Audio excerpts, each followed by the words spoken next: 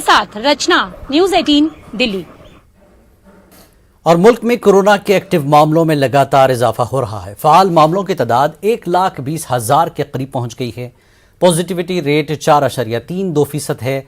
जारी करदा ताज़ा आदादशुमार के मुताबिक पिछले 24 घंटों में कोरोना के 18,930 नए मामले सामने आए, जबकि इसी दौरान 35 मरीजों की मौत हुई। आदादशुमार के मुताबिक 14,650 अफराद शिफायाब हुए।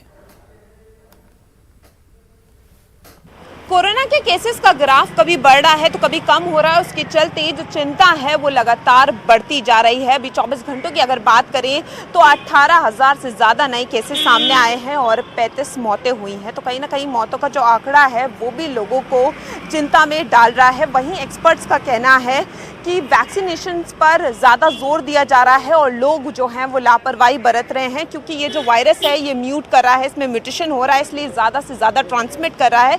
लेकिन इसे घबराने की ज़रूरत नहीं है।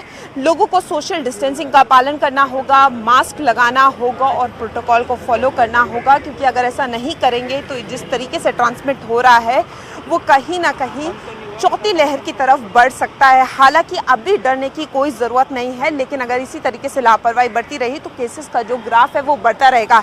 इसी बीच बूस्टर डोज को भी लेकर एक बड़ा फैसला किया गया है। जो टाइम ड्यूरेशन 9 महीने का था उसको 6 महीने कर दिया गया है।